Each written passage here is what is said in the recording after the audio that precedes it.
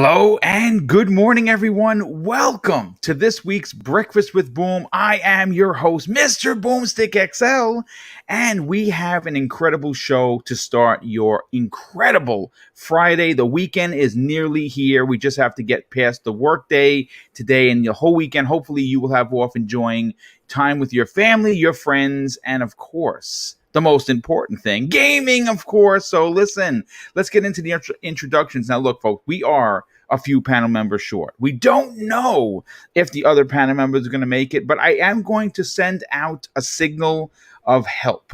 If you have worked with me in the past and you want to jump on, DM me ASAP and I will send you the link and you can join the show. It's right now, it's Mr. Badbit, it's Crispy Bomb and myself, and we are still awaiting. And again, they could show up any minute, but of course, let's get into the introductions as we wait for those DMs to potentially come in.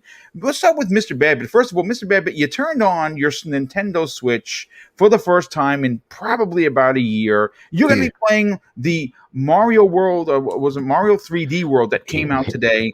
I am going right after this show to pick up the console. I am buying that console because, you know what? Treat yourself. A console that nice looking and that special, and of course, oh hey, there's Big Cloud. Yeah, all right, so Big Cloud's here. Doesn't come around that often, and of course, it comes with the game. No problem, Big Cloud. We'll get to you in a second. I was literally at the. Y'all live? Yeah. Okay. Thanks, dude. Appreciate it. So, Mr. Badbit.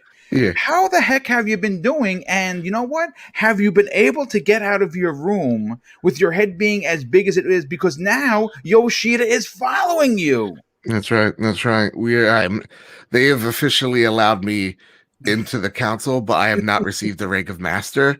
So listen, but I'm lucky. I'm very, I'm grateful for that. I'm not going to throw a tantrum, Anakin.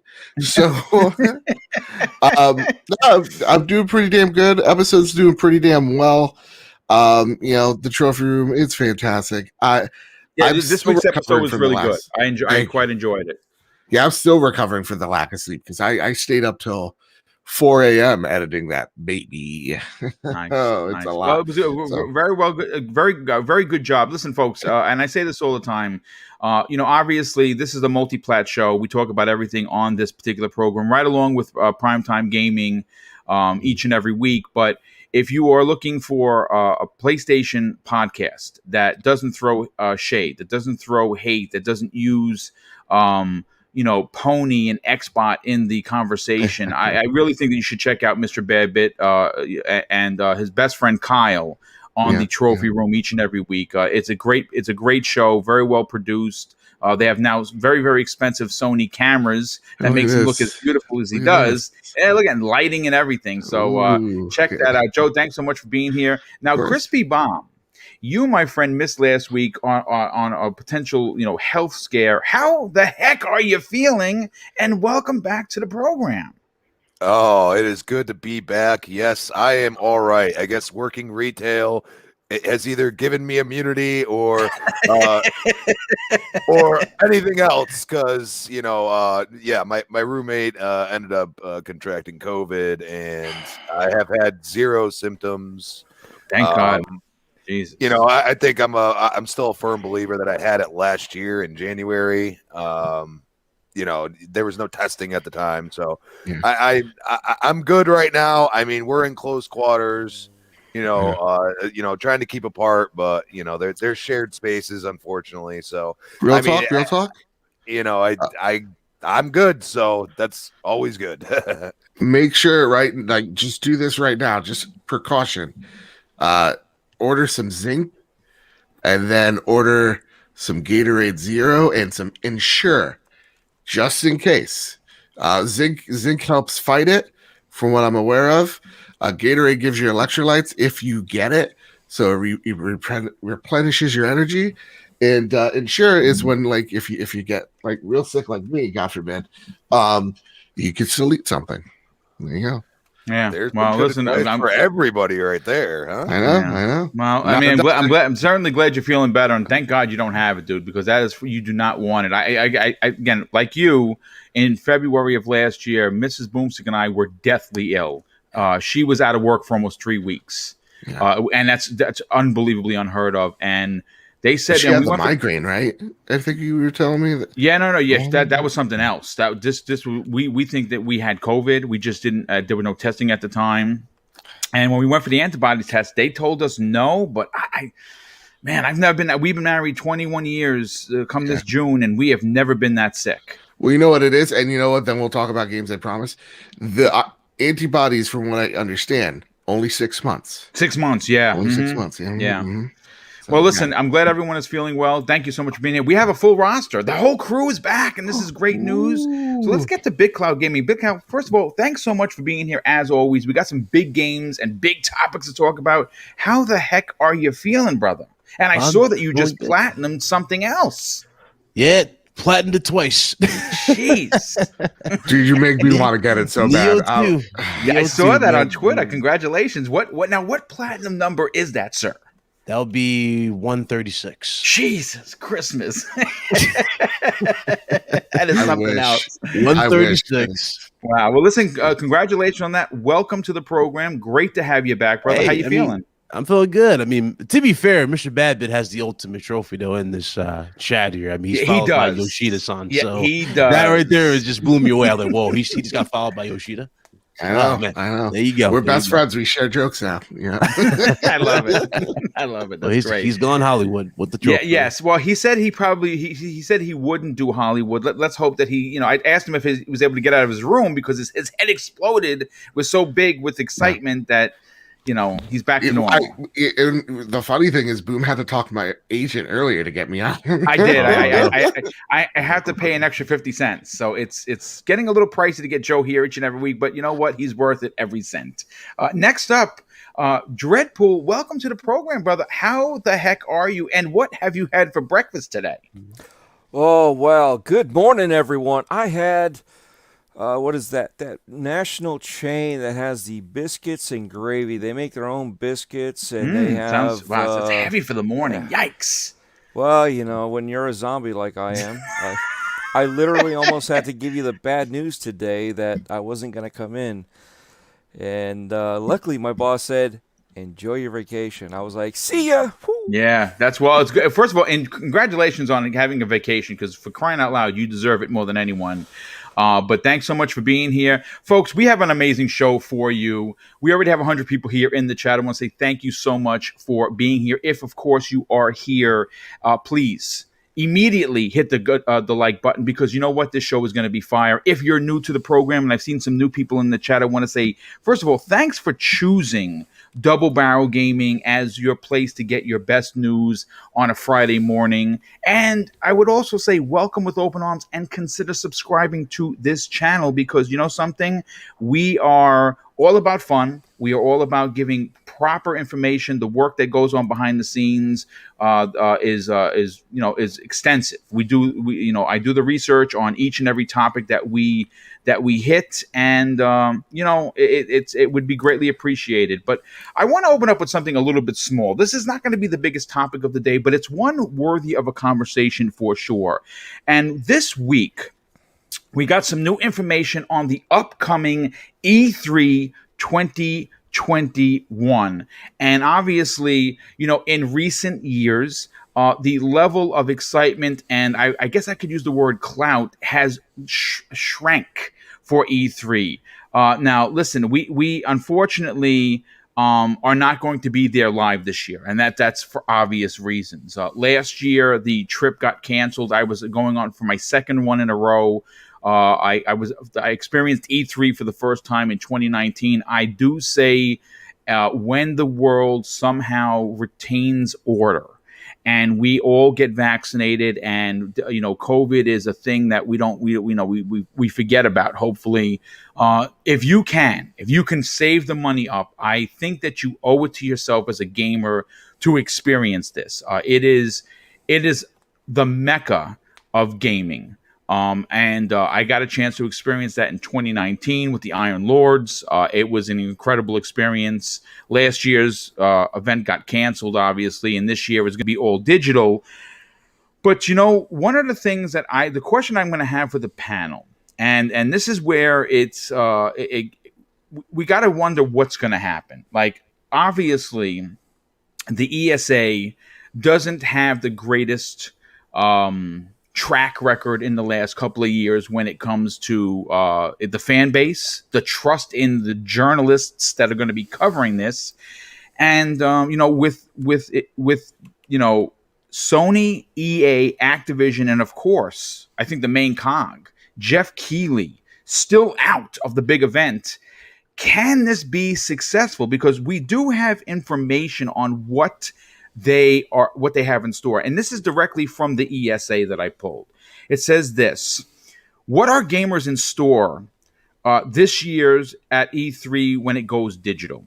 Anyone who plays games will know what E3 is and how it's one of the most exhilarating events for video games every year. From gamers to developers and publishers, they all stand around in a huge excitement-filled, sweaty convention center in LA to hear about and play some of the best upcoming gaming titles for that year.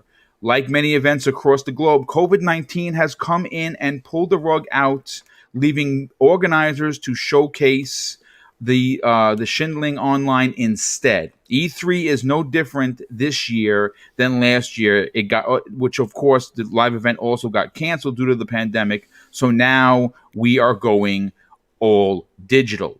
How will E3 going digital affect gamers? Well, this is what they had to say about that. Like concerts and other big events, viewers will get a chance to sit back in the comfort of their couch to watch the exhibition unfold online this year. Apparently from, now here's the dates, folks, June 15th through June 17th, with 12-hour live streams each day alongside a preview night on June 14th. It certainly won't be the same as being there in person amongst the screaming of fans and, of course, the atmosphere that we all know and love. It's not apparent yet to what E3 2021 will really look like and whether publishers will continue last year's idea of individual shows that will be hosted separately from E3. According to VGC, at least one major game company the site talked with indicated that it would continue to run its own separate digital showcase. Now, I would imagine that's either Activision, Sony, or EA. So, Joe, I'm going to go to you first on this. Now, look, here's the thing. E3, look, one of the things I think that most gamers took away from last year was that E3 was still relevant. What do you expect this year digital? I think what we're going to find out is E3's irrelevant. Like, it's not, I think what they needed was Geoff Keighley. I know, like, a lot of us. I have something to say about Geoff in a second, but continue, please. I think we hang a lot of like faith on Geoff and sometimes misplaced. But the reason why I say they need Geoff is last year he had the most experience and the most learning experience of how to perform a digital event. So when talking about, Summer Game Fest, that wasn't great. It wasn't good. And Geoff knew that as it was happening. And so when one person reached out to him on Twitter, like, y'all, this better not be months long. He's like, nope, it won't. It's going to be a few weeks. So like under a month. So that's great news to see that he's getting it. Also, when it comes to the digital events, he did the Game Awards, and that was fantastic. A lot of people, I think us on this panel, were like, it's probably the best non-BS show that we've seen in a really long time. I think it was the Game Awards is what I want E3 to be. Listen. Let me say this right now. Go for it. There are a lot of people in this chat that still hold a grudge. A lot of people in the industry that just have a distaste for Geoff and the way he does his business. And listen, I will be the first one to say that I have criticized some of his behavior. I absolutely have. We have had conversations, Geoff and I, public conversations on Twitter. Of course, being the political gentleman that I can be and am on a regular basis, I handled it that way, and so did he. Now, I am going to say this. whether you dislike Geoff or you don't like some of his tactics, listen, the guy wears his faith and love for Sony on his sleeve. Okay, I hear you. I wear my Xbox cufflinks all the time. I haven't done anything extreme like he has done, but I'm also not the producer of the Game Awards. All right, so I'm just an average Joe podcaster. I am going to say this, and I have said this before publicly, and I will say it again on this show. Whether you like Geoff or you don't, the gaming industry needs him.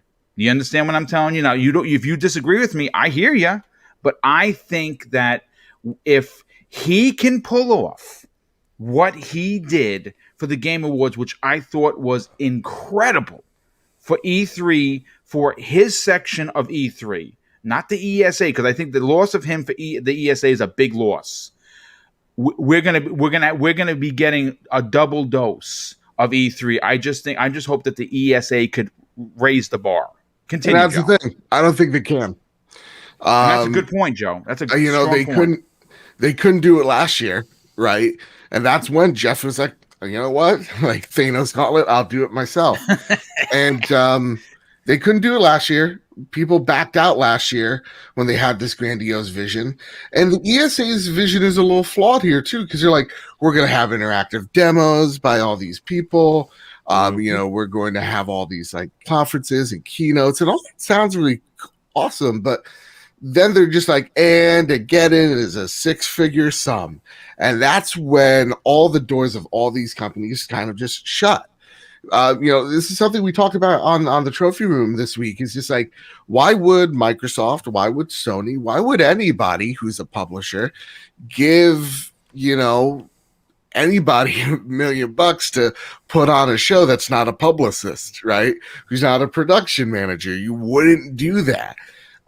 Because I think the ESA takes its legacy of E3 and thinks it's this big grandiose thing, which to us it is. It holds a lot of nostalgia to it. But they forget that we tune into E3 each and every year, not for E3. We're tuning into E3 for the games and for those, those big hurrah moments. You can do a show and it doesn't need to be named E3 for it to have the same effect. Nintendo's shown it, Microsoft's shown it, Sony has shown it, Ubisoft has shown it. All these companies have come out and they've had their own little mini announcement shows, and they pull their audiences in and all eyes are on them. So the only big thing that really Geoff Keighley needs to do is go to all these publishers and unite them around this one idea of, hey, how about this for marketing, for PR? What if we all hone in on 1 month and it's the Summer Games month? And it's a Festivus for the rest of us that are gamers, and we're all coming around. And we can then let all of our audiences know to tune in on these respected dates. And now you guys don't have to worry about having shows on top of each other, because you all know when you're coming out with stuff, right? You all know now what Ubisoft knows when Microsoft's going to show their press conference. Microsoft will know when Sony does theirs, so there's no interlapping. Everybody kind of knows. And I think that is a way better idea to get eyes on, and a way less expensive idea to get their eyes on. So I don't think the ESA has its head so far up its own ass that I don't think it can actually see what's in front of them. It's really E3's demise.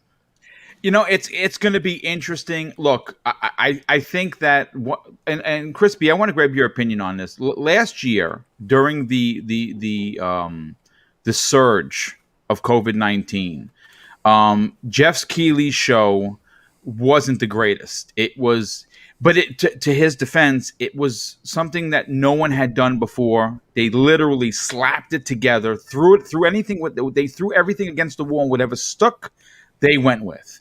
And it seemed that way. Now, I think that we saw the inner workings of what his coverage of E3 is going to be, with the Game Awards. And I don't have to repeat myself on how I felt on how that went. For you personally, Is the ESA in a bit of trouble, or can they learn from what Geoff did?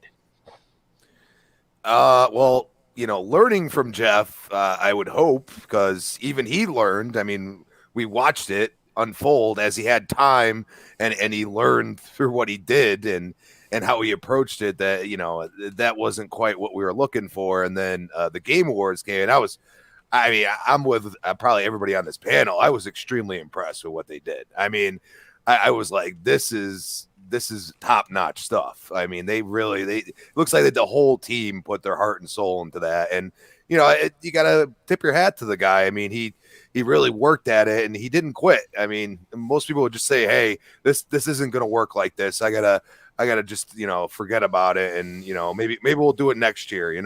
So I mean, it was a great thing to kind of end the year on a good note, at least for gamers. And the ESA's got a uphill climb, because he's chosen to do the show again, and I'm sure it's going to be better than what we saw last year. It's already shorter. That's a good start. Yeah. The only thing that they do have going for them is what they're going to pack in a 3-day period. Now, the 12-hour live streams, that could be a little taxing for people to sit there and watch them all. So hopefully they have a good rundown of what they're doing, who's coming on. So then we're not sitting there, like going through the banter between people of, oh, finally we get to see something from Xbox, or finally we get to see something from PlayStation, or whoever's going to be there. And that's kind of the question. It's like, some of these companies are like, oh, do we go with Geoff and just kind of lay it all out on his show? Do we kind of mix both? Like, it's going to be a little convoluted, and and that sucks, because if fear for me is that E3 will die because of it, and that's because they get funding. You know what I mean? Like they're kind of they get the donation type deal to keep going. And well, a lot of these companies, they if you know how E3 works, for the folks that are watching, they pay to be there to show off their wares. So without when you lose a Sony, an Activision, and an EA, even Microsoft. Now, Microsoft's booth, they still have space there. At least they had it last year. Well, supposedly it was going to be last year. They have their own event. They still had a small space there. I don't know. I mean, do you expect more people to pull out, or do you? I mean, here's a good question for you, Crispy. Do you see people going to Geoff instead of the ESA? That's kind of my point. Like, because he's well rounded in what he does, and he has a love for the industry, unlike anyone that I have ever seen. I mean, again, even if you don't like the guy, his tenacity for the industry is always very apparent, at least for me. Yeah, and just last year, what he went through to try to put on something for us, and then at the end, really kind of bring it all together and say, okay, this is what they're looking for.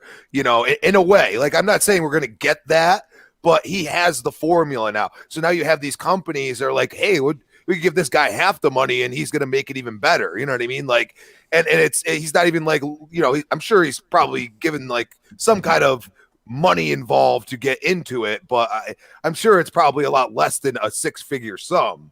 You know what I mean? He's probably just like, hey, we need to be able to fund what we're doing. Yeah. And that's the biggest thing. Yeah, I think like ESA is going to try to upcharge because of the lack of convention, and like that's Geoff Keighley's organization is going to probably be a bit cheaper, because it's more of I hate to say startup, but like that type of a build. It's a slimmer company, less overhead. Yeah. No, I mean, again, it's going to be very interesting to see. I mean, listen, I'm expecting Geoff's thing to be at least what we saw at the Game Awards, and if it's that, then I'm thrilled.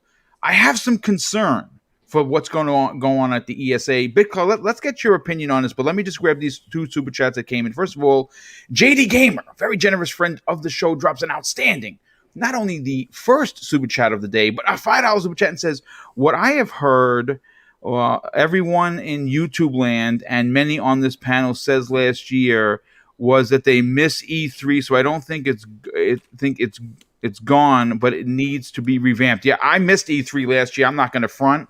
But again, the ESA, they sometimes don't do themselves any favor by just being themselves. You know, they need to change. That's what they need to do. And Sifu Poetic X Initiative. I got it right, dude. I got it right this time. I'm so proud of myself. He drops an outstanding $5 super chat and says, has the panel watched Devolver Digital's Devolver Digital show? No, I actually have not seen that. As far as production, their show and the Game Awards are prototypes. Seriously, watch Devolver's show. I'm going to watch that, dude. You know what? Drop me, if you don't mind, the link in my DM, and I will definitely check that out. But Big Cloud, for you, Sony is going to come back in a big way. I have no doubt. I think Nintendo is going to do their Treehouse event, and I think that Microsoft, well, they're going to. I think all three are going to bring it. All three. Yeah, I absolutely do. Do you have concerns for what the E3 is going to look like in 2021? Honestly, a little bit, but at the same time, like you guys just brought it up perfectly. I think Geoff Keighley is the perfect catalyst to fix it. Honestly, like he proved that he definitely stepped up to the plate this time around. Oh, he's learned a lot since over the years. Usually, we look at his show, the Game Awards, is like, okay, this is the the Geoff Keighley Awards, right? You look at this one, the previous one we just had. Not only was that the best show we've had in a long time, it literally felt special. It felt like it was for legit us. It didn't feel like there was no agendas, nothing like that behind it. It was just that good of a show. If that is the type of, just the type of attitude that he's going to bring at this point in time, why not give him the opportunity to host E3? I agree. Yeah, I think he's perfect. Because think about it. We had no crowds. We had no applause from anything of that nature. It was just him. Pretty much in his own little zone, right? A few screens. We saw the games. We saw, developers accepting awards, et cetera, et cetera. Honestly, that's how it should be. It shouldn't be like these long-winded shows that just have a bunch of performances, X, Y, Z. We don't need that. Just give us the games, have the developers, show their passion, talk about what they want, and that's it. That's really how it should be. And I think he's more than earned that right to host the show. Big Boom with the answer phone. Well, look, I'll say this. I'll say this. You hit on a lot of big points. Geoff learning what he did wrong, which again, you got to give him credit because they threw it together. They literally threw it together, and it wasn't done right. But the Game Awards was done right. It was done perfectly. Didn't it feel like the previous years? It felt like he kind of winged it with a lot of the performances and everything of that nature, like just doing them together. Like look at the one with I forgot which one it was with the Red Dead 2. Remember Red Dead 2 won a lot of awards, but it didn't win Game of the Year. Yes. We kind of all looked at that show like, a lot of this stuff he just threw in there just for the sake of throwing it in here. Like the extended performances for the soundtrack for Red Dead 2, All that stuff doesn't really need to be there, but I get it. You want to make it feel special. And honestly, keep that again, COVID-19 in a weird way has brought more creativity to bringing these shows to life in a sense. That whole 3D stage that he was on, that needs to be a staple. Dude, that needs to be a staple. Perfect. It looked futuristic. It looked like he was in the world. It brought the games more just, it illuminated them in a sense. I was like, dude, production value was through the roof. There's no doubt about it. Yeah, I agree.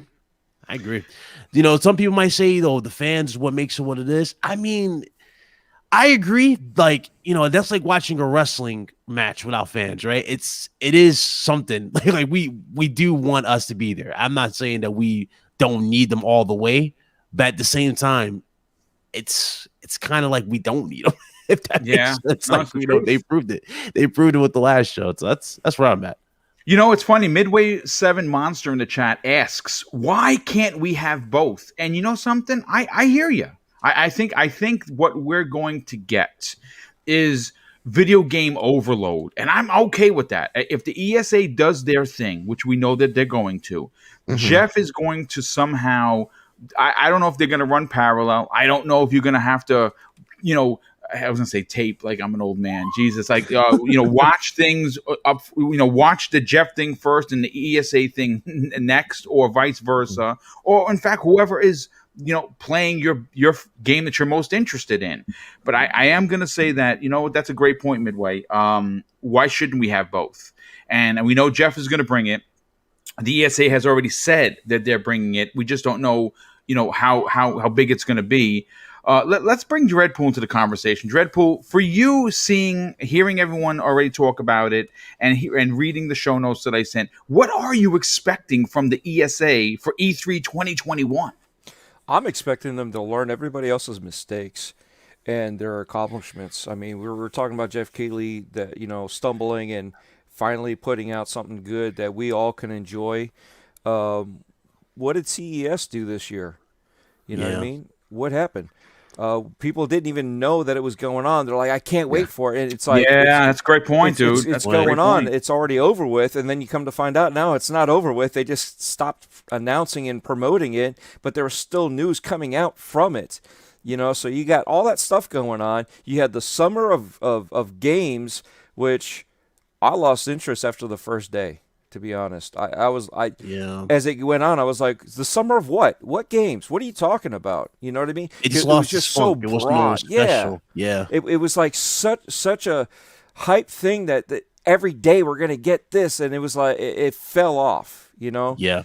And that's what we need to learn, or at least they need to learn. But we also need to learn some patience with them too, because this is going to be their first time. Like we said, Midway said, why can't we have both? Well, there's obviously reasons why we can't have both. But yes, we should push that. Let's have one cohesive announcer schedule and get all the games. We've learned that, okay, here's what we got to do. And hopefully the rest of these developers have learned this too. I mean, I forgot the person that said it too, Digital Devolver, with the way that they do their thing. I mean, they have fun with it. They do, and they've always done great production with their stuff that they do. And they have so much fun, which is even funnier that people are like laughing at their games half the time, and it's like, no, you don't understand. They know to just, they know what they are, and they have fun with it, and they don't care. You know what I mean? Yeah. But you get to fill in and be a part of that. And at the same time, if we can have a set schedule and everybody knows where their spot is, and then you have your announcer that goes through in between everything, fill it in for the downtime, and make sure you have some downtime. And then at the same time, these developers and studios need to learn, okay, what do we want as gamers? We want the hard games. We want to see the visuals. We don't want to see trailers that have, in-game engine and all this and that, or a rendition of what the product is going to be. Show us real gameplay. Show us all this extra stuff. And then after the fact, go into the developer talk when they have, so if you're really interested in it, you can go back to it later on, because there might be something else that happens that you're not interested in. But at least if this one game you can go into the developer talk where they go into the little tiny details and the interviews. Give that its own space. But just like punch everybody. Give the 1-2 punch, and then you're done, Hey, Boom, you want to add on to this? Because that's a good point. Remember how we talked about how we can make E3 more special by like turning it more to an event, like have it be not just in the same place. Yes. Moving around, like have it like, like different. That'd be like cool. Again, going back to the Geoff Keighley style with like the stage, bring it around. Have it go everywhere, treat it like an event, have more people be able to show up to this particular show. And that's really that's really the question of like, well, who can do this? Like the one person's like, let both of them do it. No. Like, why not both? Because we technically did that last year.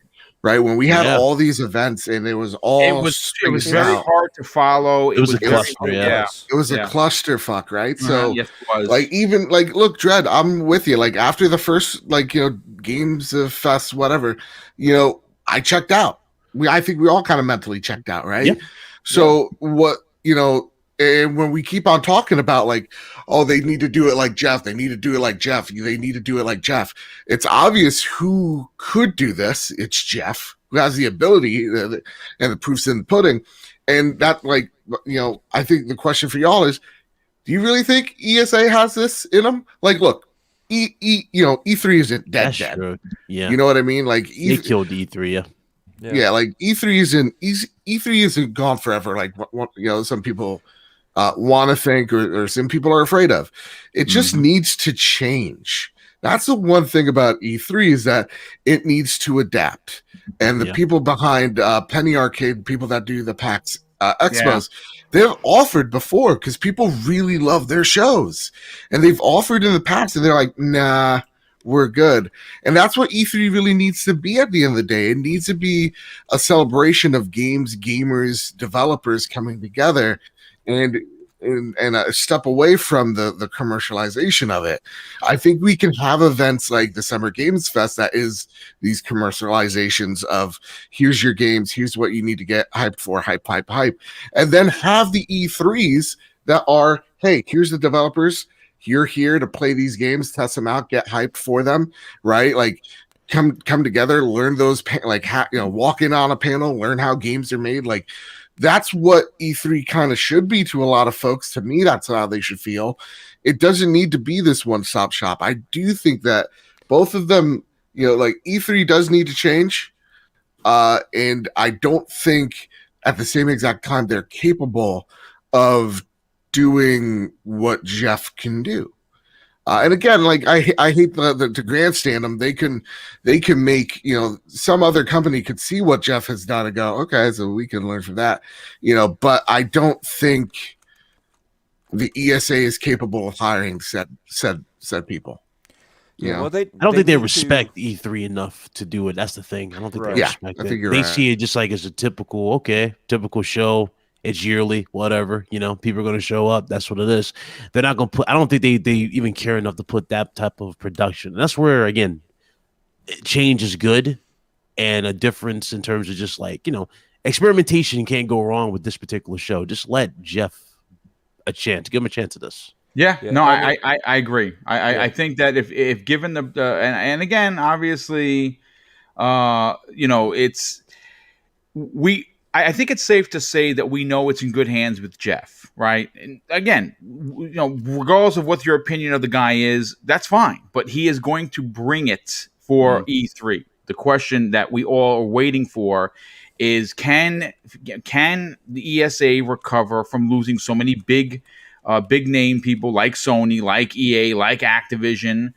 And more importantly, can they learn from their mistakes in the past? Because they have lost a lot of clout over the last couple of years. Remember the whole incident with the journalists' private information getting put out there. That was the worst thing ever. Even Sony Polanco had the issue too. It was like, stuff just got leaked. Like, really? And anybody that was media got leaked. Yeah, I know a lot of people that got death threats in the mail.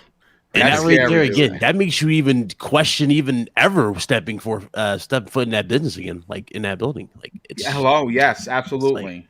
See, but that's the thing though, is we got to get back to being able to get there in person. We got to be able to do the face-to-face talk at interviews. We got to be able to get back to that. Okay, so I'm not saying to abolish that.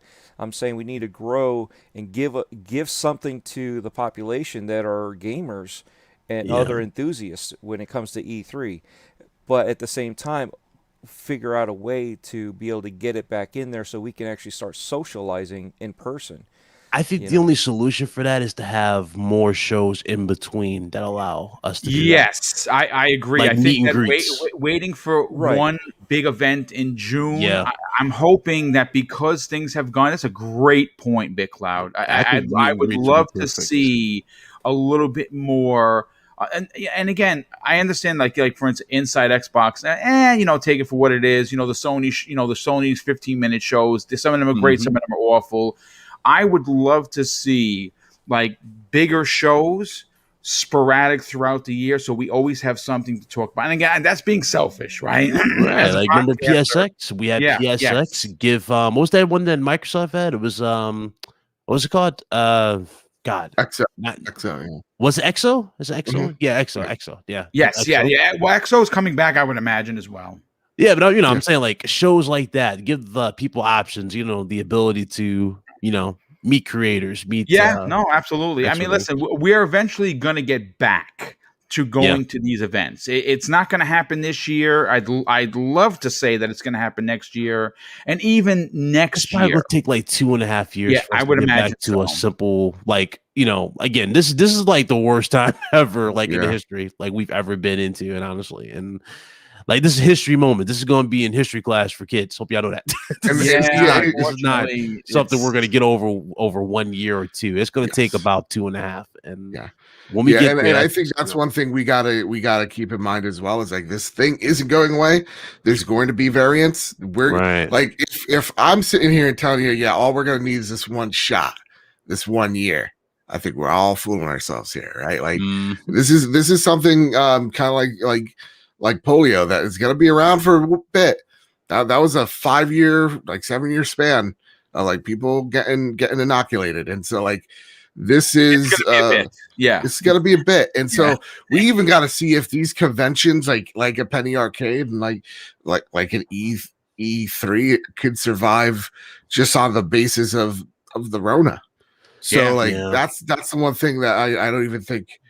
Like that's we lost that's so much because of Rona, though. We lost small businesses. We lost a lot of the mom and pop businesses are the ones hurting the most, because obviously when they close down, like that, Mrs. Boomstick and I twice a week, we don't normally eat out. Like we've lost a lot of weight. Right. And we're still trying, so we don't eat out. But there is a small mom and pop store that we go to twice a week. We get our grilled chicken salads from, because we want to continue. They make them so good, and the dressing is done by them. They make their own dressing, and we do that because A, we've been going there for years, and B, we want to support. We want to support the local business, and again, mom and pop stores were definitely hurt by this Rona nonsense. So.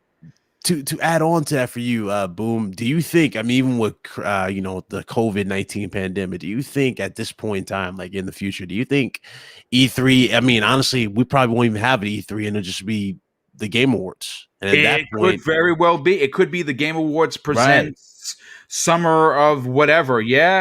Something. I'll put it this way. Remember, X-Play's coming back. I would be very remember much that too. A lot of people forget about X-Play. X-Play is coming back. G4 making a comeback. G4. So I don't know about Adam Sessler. I don't know about Morgan Webb, but I mean, you're getting G4. So maybe G4 will hire Geoff. Time for it. Something that I don't know whether it was strategic. That COVID's around. Let's try and do something new. Or they just happened to roll into it. But I think G4 this time around, because they were ahead of their game. They were way ahead of everyone back in the days. Now, again, I'd love to see Adam come back. Morgan Webb would love to see her come back. I don't know if they're going to be a part of it. It would be great that if they were. Have a reunion, have the way that you did cheat. Did the cheat portion of the show? That's great. Have everybody come back. I mean, it's definitely really good. But listen, gentlemen, I want to move on to the next topic. This one has me excited because I actually have gameplay footage of it that I went to the company's Twitter account. I followed them, obviously. And let me just catch up with some of the super chats. First of all, JD Gamer, once again, dude, he drops another outstanding, not one super chat additional, but two. The first one is for $5. Imagine E3 transformed. Classic 1 week of announcements, AAA bangers with additional 3 weeks of AA and indie games highlighted. Dude, I love that. I think that's a fantastic idea. We have Juan Ponce, I believe it's Juan Ponce. Mr. Ponce, thank you so much for being here, dude. It's the first time I've seen the name. If you've been here, welcome, brother. He drops an outstanding and very generous $5 super chat and says this: would it make sense for Microsoft to acquire Red Barrel and make Outlast their new horror franchise instead of going after big names? I love that idea. If you've never played Outlast, that's innovative. It would make you poop your pants. Let's just say that. It's scary. And now imagine a spiritual successor to that from Microsoft, full-fledged budget. Yeah, big bucks. That's Callisto Protocol type of, vibes. We're going to be talking about that particular game today because I'm very excited to talk about that. We have JD Gamer. He drops another two. He has another $10 super chat. The first one says this after dropping Wow, dude, a very generous $10 super chat. He says, "I don't trust Geoff. He may not be the answer, but the disease. He wants to, I don't know how to pronounce that word, elidify his shows. Who will have access to these companies with Geoff as a guard dog? E3, the ESA is hungry. Beware." And that's a great point. I mean, we're going to see. We're going to see what the ESA, they have to bring it. If they don't, they're going to find themselves in big trouble. His second $10 super chat says, "Hungry animals find a way to eat, and the ESA is hungry. Expect to see things different. It was easy for them to be the status quo when there was no competition, but now that's not the case. Watch out." Yeah, that's another super strong point. They know that they have to bring it. They know that there's competition there, and they also know that they're going to be in trouble if they don't. Let me go back here. I'm going to bring up the do some screen sharing again. The only thing that I'd have to say, because I know there's mistrust when it comes to like Xbox community and Geoff. The strength here, like, yeah, ESA is hungry. They're starving at this point. But the one thing that they don't have that Geoff has is when you take a look at the structure of the ESA, it's a bunch of board members, and a lot of those board members are your Microsofts, your Ubisofts. A lot of them are the head, because at the end of the day, it's just a regulatory committee to stop government interference in rating games. Like, that's really it. So like when it comes to the ESA, it's a board. They don't think as fast as one guy can. So you have to go, what's one guy's vision? That has to be way easier to execute than, a dozen or so panels or people on a panel, on a committee that have different ideas, have different ways of doing things. And not to mention, a lot of which are old and don't get it. Geoff is very in tune with social media, of how these things work, has experience in them. ESA may be hungry for this, but we've even seen other creators just out and dip them. And I'm not even just talking your Sonys. I'm talking production teams just out and leave them because of how unrealistic their goals are. So, that would be my only pushback, is one guy versus a panel. Yeah, no, it makes sense. But listen, folks, I want to what we're looking at time anyway. Good. Master Jazz 09 drops a $5 super chat, and he says, "Really gonna time me out for what?" I don't know, because I didn't time you out. But listen, the modders here, dude, they allow a lot to go through, and if you're being bully-esque, I don't know what the comment was, Master Jazz. We like having you in the chat. We appreciate the generosity, but I'll have to look into it, brother. But thank you for saying that it's a good show. But we'll figure it out. Again, I just want you to know, the modders that I have on this panel, that are in the chat each and every week, have my full support. And they are very, very lenient. They let a lot of things go. But when certain things start going to the left or the right, they have to do what they do. So we'll look into that. JD Gamer, wow, dude, drops another $5 super chat and says, "The ESA could partner with XPlay tomorrow. What does that do?" And the ESA necessarily is a regulatory community with protective powers. Yeah, you know something, dude? That is pretty damn interesting. And you know something? Yeah. If they can't get Geoff, maybe they go to XPlay. Wow, dude, that's a strong point. But again, think about XPlay though. Remember, they're all digital though. Remember, like, they're not really there. I don't think. I don't know. I think we'll know in the next few weeks what. Yes, that's a great point. That's a great point. That's a great point. But listen, folks, as you can see on the screen, I have decided to bring up Black Myth Wukong. Ooh. And the reason why I bring this up is because, one, it looks friggin' incredible, and two, they just dropped a second trailer. celebrating an event in that region of the world, and that's going to come up after this. Now, if you don't know what this game is, and maybe you've never seen it, take a look at this. This is you're going to be able to get a chance to watch 15 minutes of footage. Now, there's no sound, obviously, because I don't want this show to get flagged. So there's no sound, and obviously through the Fair Use Act, I can use the video, which is why I am in fact using the video. This was pulled directly from the developer.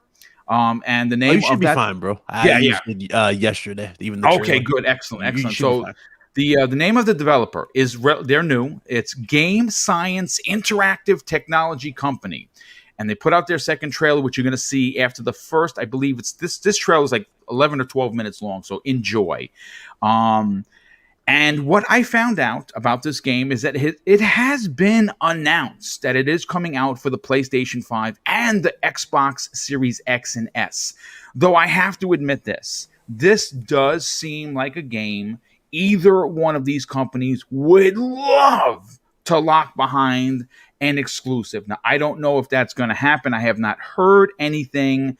And again, I'll say this has Sony written literally all over it. I mean, this is what I would expect Sony to go after hard, because we've seen them bring Neo as an exclusive. And quite frankly, if you've never played that game, listen, even I, who are terrible at the Souls games, put 90 hours and got up to the last boss in Neo 1. And I just could not, for the love of Jehovah, beat him.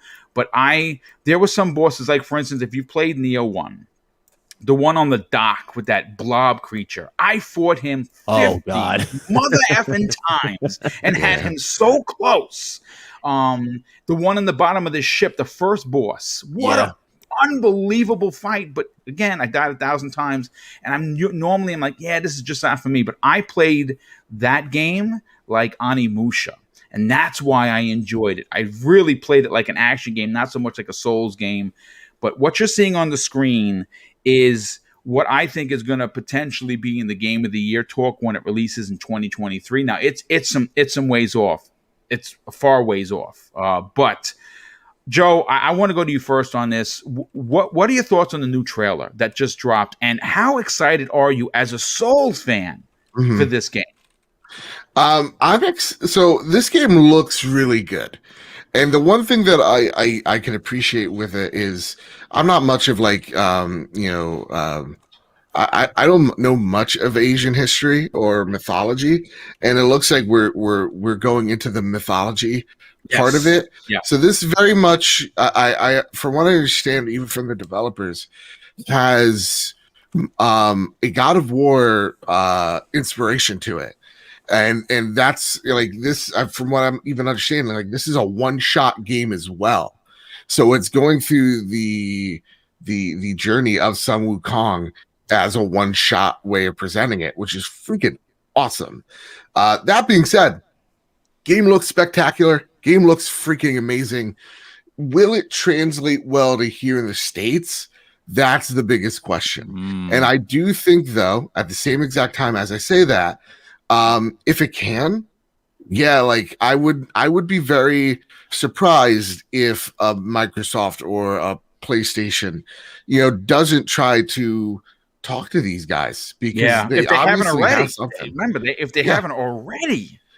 And I mean, of course, this could be the gameplay. He transforms into a freaking giant ape, man, and that is awesome. And like it's all seamless too. That's what I really like about it. Yeah. So like for me, there's also other publishers that could actually take this game on and very true. Look at the that have effects with the ground. Oh my god. Yeah.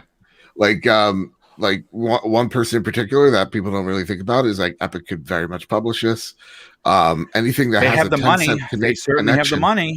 Yeah, anything with a 10-cent connection could definitely that's a great point. Out on their platform. So it looks really cool, dude. I'm down on this. I'm excited for it.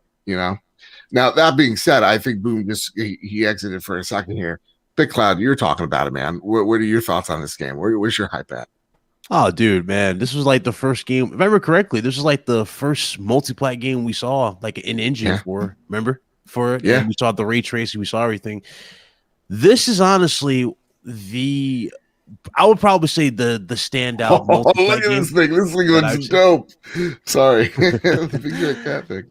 But Yeah. this honestly, like Wukong, I would say is probably the standout third party game that we've seen for the next gen. And the fact that it's only 100%. for next gen is where I completely Look at I'm in his love with what fur. I've seen. Like the Yeah. fur looks like you can touch it in the screen. When he that was is hitting crazy. this big like mouse thing, when he was hitting the arms, you can actually see the arm move, like the skin flex when he was hitting and everything. It was like crazy.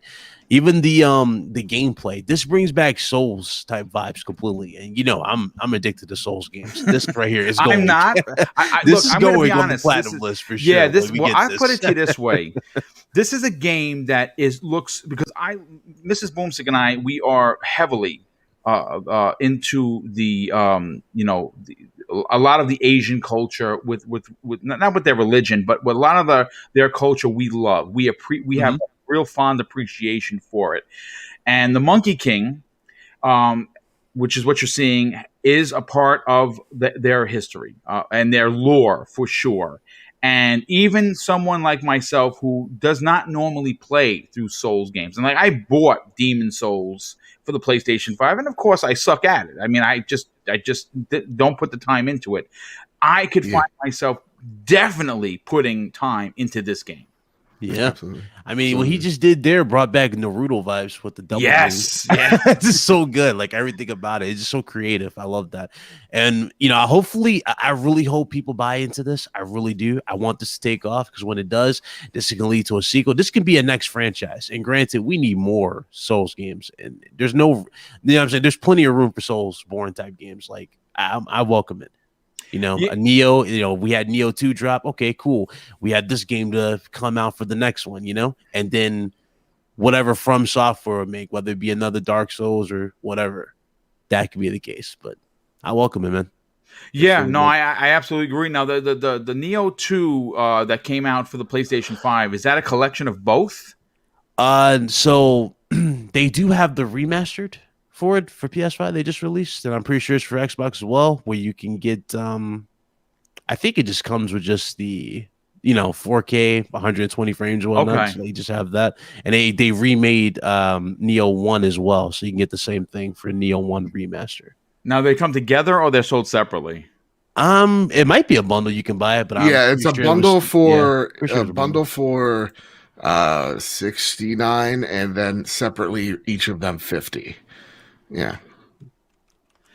Well, I mean, I hate to say this, but I may be buying those games because watching this trailer got me hyped. Let's get Chris. Here's a good thing too, though. You don't have to start from fresh. Yes, if you played on the first one. Yes, I have my gives you the save. option. Yeah, it gives you the option on the system to download it strictly.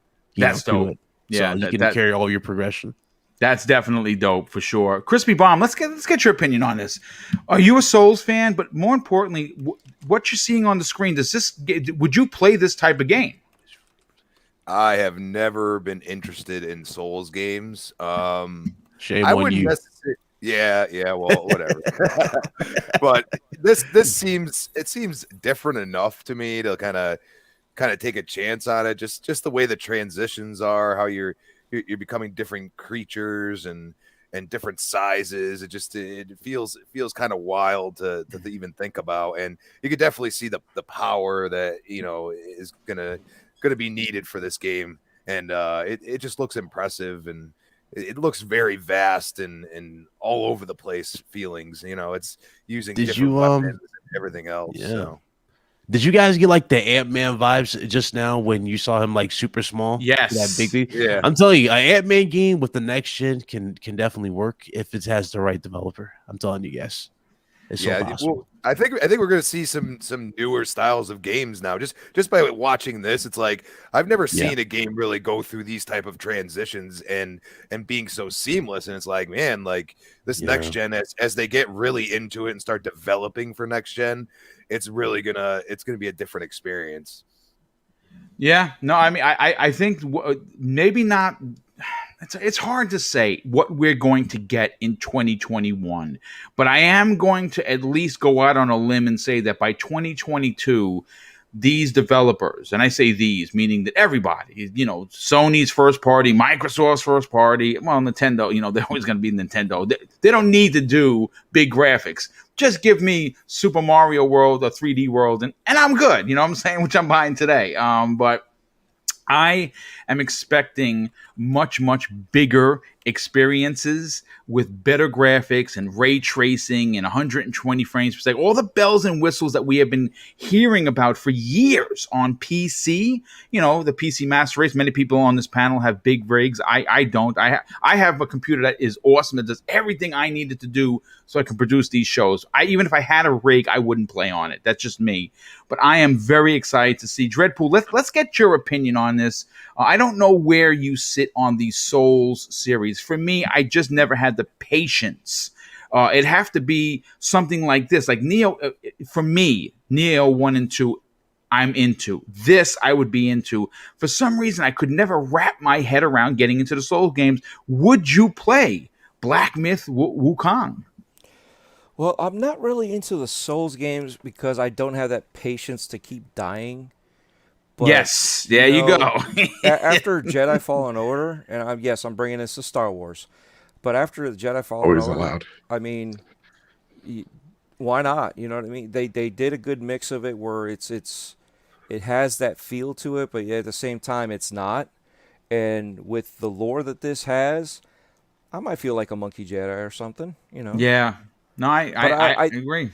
I love it. Ever since they first revealed this gameplay, it was spectacular, and they're like, we're not even into the game just yet. This is what we have so far, and we've already watched the first trailer that they put out as the intro, and the additional stuff that they've put out is amazing. So I say that we definitely need to play this, at least give it a good try. Give it a good look over, see if it's, it might not be for you, but a lot of people are into this, and good thing that this is multi-plat. According yes, to it has been confirmed that it is coming out for both the Xbox Series X and S, and of course the PlayStation 5. So I would imagine that again, if offered the right amount of money, they're gonna go with someone. And again, I would imagine that right now as we speak, the conversation has been had by numerous big publishers, no doubt about it. Because if you just look at how many views this has gotten, the interest is there. This, I think, has the potential. This is just me, to even extend past the reach of just the niche audience for the Souls. I think that this could be marketed in a way where you'll see the gameplay and you're like, holy cow, I have to play this game. And I think that maybe an Epic, maybe, again, if I don't see this going to an EA or an Activision, but I could be wrong. I would love to see them get the funding that they deserve, and I cannot wait to play this wherever it winds up ending up. And they also said, by the way, PC as well. But I see Tencent going after them for sure. It's possible why they'd have connections. It makes sense. The other thing is, if you think about it, they seem to have a lot of a little bit more physics to it. Not 100% physics, but there's a little bit more physics to it when you see the fur burning. Yes, and it kind of still stays there. You know what I mean? It's just like there's a little bit more to it, which is good. I'm tired of seeing a big slash from a huge monster with a sword, and the guy just topples over. No, you should be flying across the room. You know what I mean? And you see some of that with what the trailer is showing us. There's a little bit more there, which is what I like about the realism. You know what I mean? It could be hard, but let's get into it a little bit more where you feel like you got hit when you screwed up and missed that block. But even that block, you're getting pushed back. You know what I mean? When you get hit by a car and you block, right? You're still flying. You're still going, but yeah, absolutely. But that's what I'm getting at. If they can, it seems like there's a little bit more physics in this than just a hack and slash. and that's not just super hard, you know. So there's a lot of different what am I thinking, skills that you need to develop with this, right along with, like you know, like we said, the Dark Souls part of it. But there's a little bit more going on that could, with the physics and the way that they're doing this. It's not just going to be a beautiful game. There's going to be a lot more to get you into the game. So you're literally feeling like you're that character, and you can kind of keep, you know what I mean? There's more to it than just, oh, look at the pretty colors, look at this, look how beautiful it looks. They've done a lot more to it with the engine. Yeah, well, there's no doubt about it. I think one of the biggest things, and again, we don't know how you're going to start off the game. You're going to have to obviously level up, but you are playing basically a superhero. That's what the Monkey King is. He's a ultra powerful god. So I think that it's going to be a game that many people are potentially going to be into. And obviously the gameplay very early on looks just nothing short of astounding. But I do want to move on, of course, to one of the bigger topics of the show. This one has me excited because we're going to be talking about the Calypso project, which is coming from ex-devs of Visceral Games. But I want to just bring up some dirt gameplay. Let me just do that real quick. Let me just stop this sharing of the screen and share the new footage from Dirt 5, which, again, if you have not played Dirt 5, shame on you. It's incredible. There's no doubt about it. I've been having a blast, and I'll dare say that I'm having it's for me anyway. I've had as much fun with it as I do with Forza, no doubt about that. But before we get into the next topic, let me catch up on some of these super chats. Some big ones have come in. Game Labs drops an outstanding $5 super chat and says, I would love a Static Shock game from Xbox. Static Shock is kind of a dope character. I could see that happening, but I don't know if it would be wholly on himself.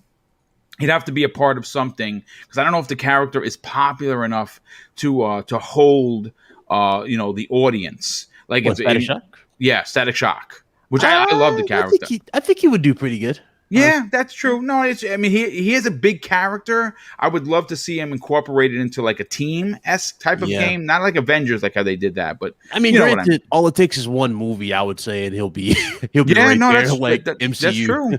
Type of thing.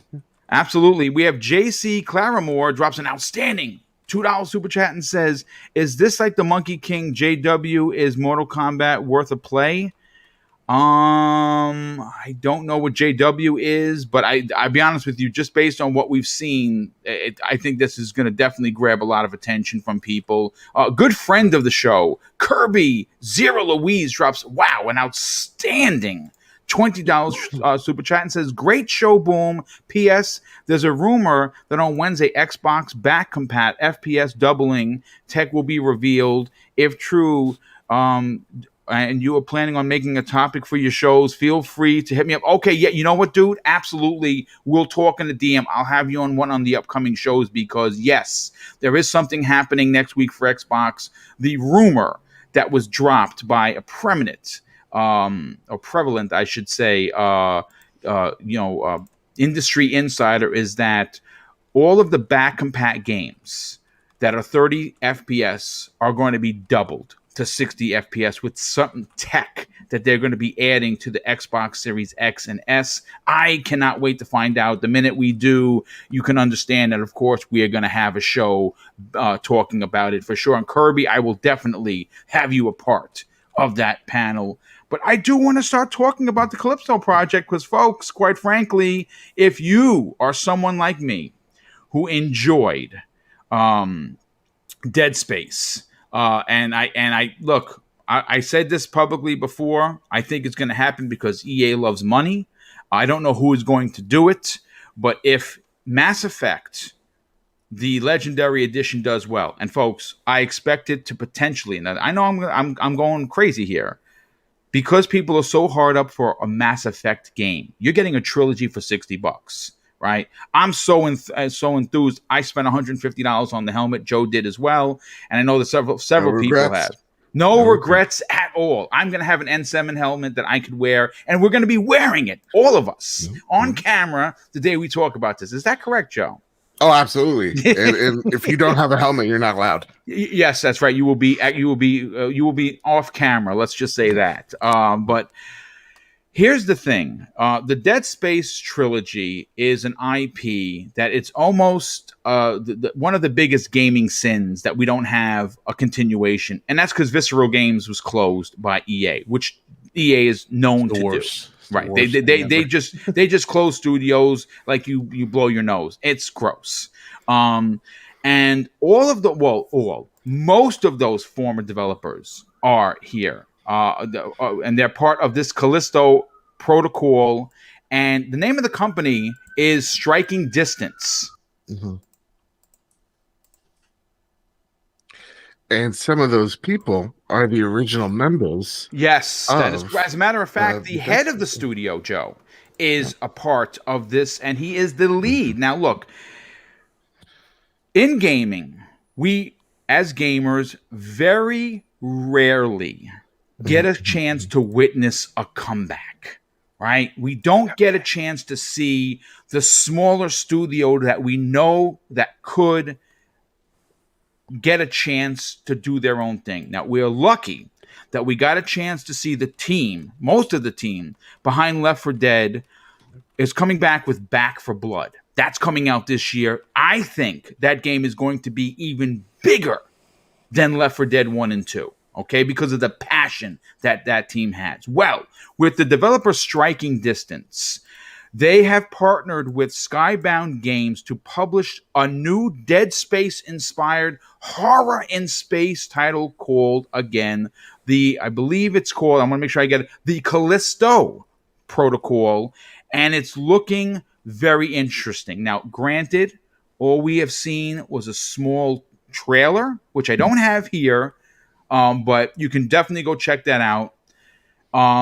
I want to get your guys' opinion on this because, quite frankly, I'm always the idea of getting a team that worked on Dead Space 1, 2, and 3, that were closed by EA, that are hungry to bring back the type of horror that we found in that game has me stoked. And what's even more interesting, is that according to the developer, they are going to now be able to make the game that they wanted to make. Now, what that tells me is that either it's going to be even more scary, horrific, gory, I don't know. But I thought that they did a great job with Dead Space. I don't know if things were held back because of EA. Joe, let's go to you first on this. The Callisto Protocol is early. It's not coming out until 2022. It's got about a year left before it's released. What are you expecting? Are you expecting this to be the Dead Space reincarnation that we all want? Yep. That's exactly. When I saw the trailer, I was like, "Oh, is this made by is this Dead Space 4 or whatever?" Because the dog tag on the guy's back that's infused to his back. Yes. Gave the health immediately. Exactly. Gave me the health vibes that you see in Dead Space, which is just such a brilliant way to put that mechanic in there. That said, yeah, this is made by the team that, or some of the team that made the original Dead Space 1, Dead Space 2, I believe the founder. And what he said is, I want to make the scariest fucking game he sure did. And when I heard that, I was like, dude, I am so in. Because I think what Dead Space 1 did so well for the first few hours was give you the Hitchcock vibes of you don't see these things yet. It's amping it up to when you're seeing. You were scared to turn a corner. At least I was. Yeah, exactly. And Dead Space 2 was just as good for a different type of horror game as well. So honestly, with the original devs, or at least some of the original team there, you have faith that they know what their vision's going to be, and you also know what they had to compromise on, so that maybe now they don't have to compromise as much to make that thing a reality. That's the thing I'm really excited about. And also to see, the founder that jumped from Dead Space over to having to make a bad Battlefield game to then having to make a really good Call of Duty game to go, you know what? I'm now done with this. I'm now going to go over to PUBG Corp and make this thing because this is my true calling. It goes to show that like this guy made his blockbuster. Now he wants to make his game. He wants to make his vision. And that's the thing that really excites me is that though after all these projects, after all these years, there is still love that this guy has for this IP. And if he can't use the IP, you're damn well sure he's going to make a spiritual successor of it. So awesome. I'm all on board. On board. Me too. You know, and again, the hype level for me personally on a new survival horror game in space with the original creators of course, one of my favorite franchises in Dead Space. Yeah. I mean, listen, what could you ask for? Again, I love a good comeback story. And again, we don't get a chance because we're just gamers. Like we have power? Sure. Our voices are strong. Vote with your wallet if you don't want to support something. But we're powerless most of the time to help these developers when something like EA in 2017 is deciding to restructure the company so they can get bigger bonuses and Visceral Games gets closed, right? We don't have the power to do anything, right? We normally don't. But when you see the developer who can recover from something as horrific as having their studio closed and come back with a new studio, come back and come right out and say, I want to make my Dead Space game, the scariest effing game that's not Dead Space. Get ready. Callisto Protocol is coming. All you can do is get excited and support that company. And now that they're with Skybound, we know that it has a publisher and we know that they have backing and we know this game is coming in potentially 2022. BitCloud Gaming, let's get your opinion on this. Are you excited for this brand new IP? Come on, Boom. That's an understatement. I mean, obviously, it is an understatement, but I have to ask the question. You are a survival horror fan just like me. So, me personally, Dead Space, honestly, Dead Space was probably it was like the biggest breath of fresh air at the time. I mean, the whole market felt crowded. There wasn't much like creativity in the horror genre, at least in my honest opinion, for a while. And then Dead Space came around and just brought back the true horror feel. Like the first one, you didn't see any of the creatures until halfway through the first chapter. It's crazy. You didn't see them. You didn't see none of these guys. You didn't hear nothing. Yeah, and then when you do, like when it's I believe it's the elevator moment, they mess with you so much with the shadows.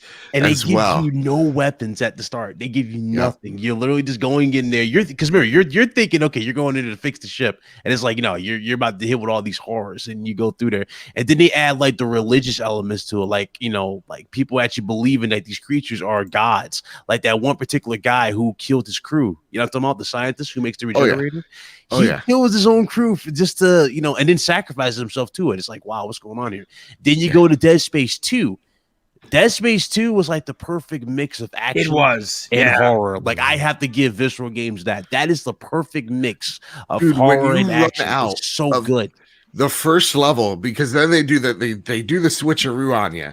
Yeah. They're like, now we're just gonna give it to you immediate. Yeah, like you're being chased without a weapon. You need to. I remember scrambling for the plasma cutter, and like that guy's being ripped apart, and I'm like, come on, fucking get this thing. Give me the plasma cutter. And it's like, and then when you look at the guy's situation, when you look back at it, it's like he was pretty much screwed anyway. Like his heart was opened. He was having surgery on his chest. So and that's terrifying. Could we talk about the needle in the eye?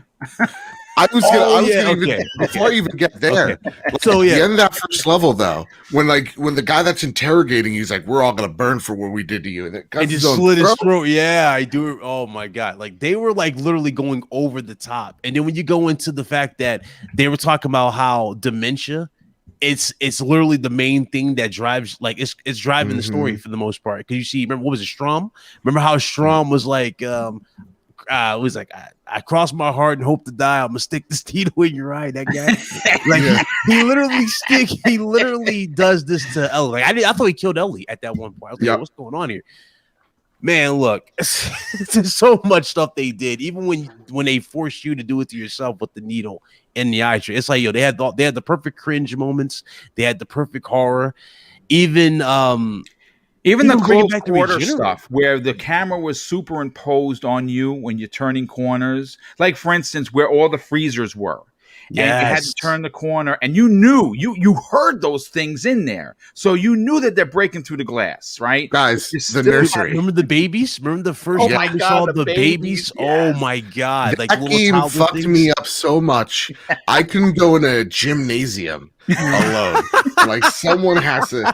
When you hear the school bell and then you just see these, I'm like, You just see these babies crawl. I'm like, what's going on here? Yeah. And then like they just start growing tentacles, and then some were blowing up. Like, what is going on? Like, yo, this. And is that's when you know you have a good horror. Like anything is like they don't care. Yeah, nobody's safe.